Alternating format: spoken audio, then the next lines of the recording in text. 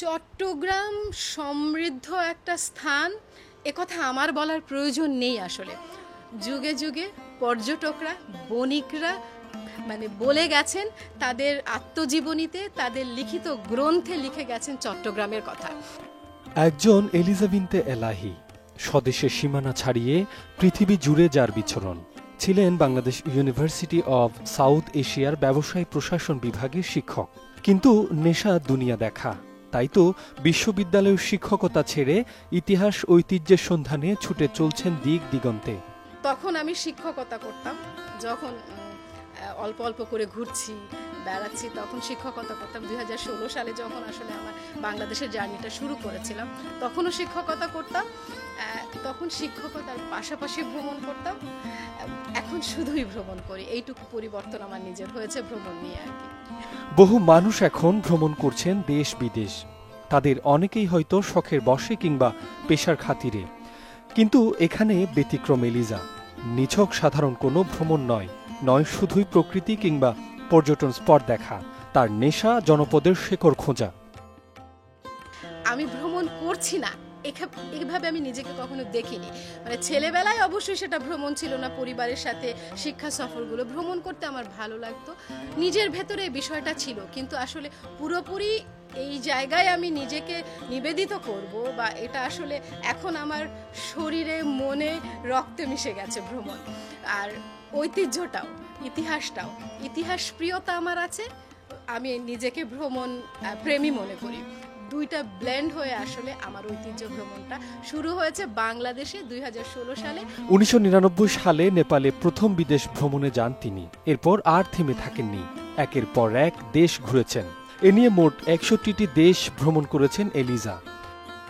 আর যদি পর্যটনের কথা বলা হয়, বিশ্ব পর্যটনের কথা বলা হয়, আমার ওয়ার্ল্ড ট্রাভেলটা শুরু হয়েছে 1999 সালে।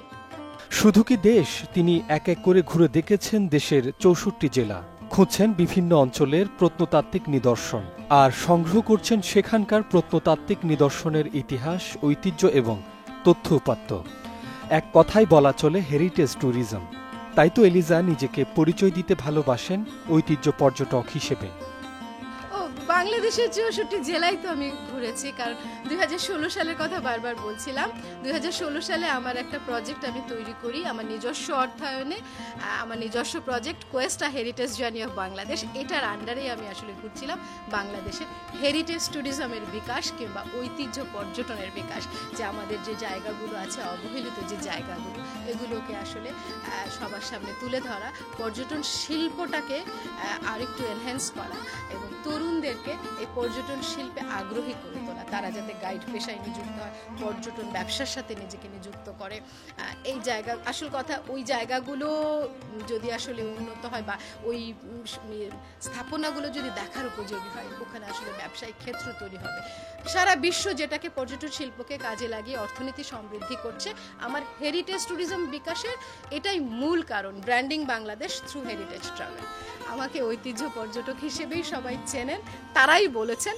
তো আমি নিজেকে আসলে ঐতিহ্য পর্যটকই মনে করি। এলিজা বহুবার ঘুরতে এসেছেন চট্টগ্রামে, খুঁজে ফিরছেন এখানকার ইতিহাস, ঐতিহ্য। তার চোখে ধরা পড়েছে এই জনপদের শেখরের বহু অজানা দিক, যা মুগ্ধ করেছে এই ভ্রমণপ্রিয় মানুষটিকে। চট্টগ্রাম সমৃদ্ধ একটা স্থান, একথা আমার বলার প্রয়োজন নেই। আসলে যুগে যুগে পর্যটকরা, বণিকরা বলে গেছেন, তাদের আত্মজীবনীতে, তাদের লিখিত গ্রন্থে লিখে গেছেন চট্টগ্রামের কথা।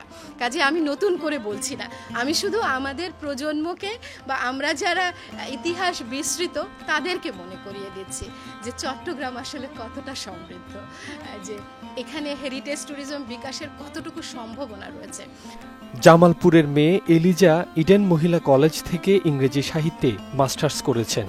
পড়েছেন দেশ বিদেশের উচ্চশিক্ষা প্রতিষ্ঠানে। নেদারল্যান্ডসের দি হেগ ইউনিভার্সিটি অব অ্যাপ্লাইড সায়েন্সের কমিউনিকেশন ম্যানেজমেন্ট বিভাগের অধীনে বাংলাদেশের হেরিটেজ ট্যুরিজমের উপর গবেষণা করেছেন।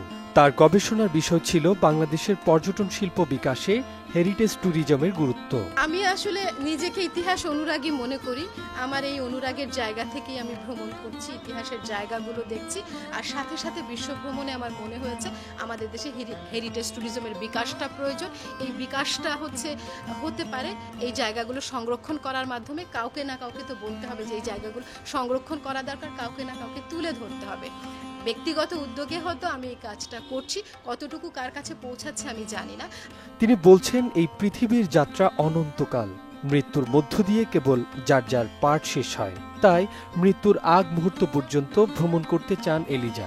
এশিয়া ভ্রমণের অভিজ্ঞতা নিয়ে 2016 ও 2017 সালে দুটি তথ্যবহুল প্রকাশনা এলিজাস ট্রাভেল ডায়েরি ও এলিজাস ট্রাভেল ডায়েরি 2 প্রকাশিত হয়েছে।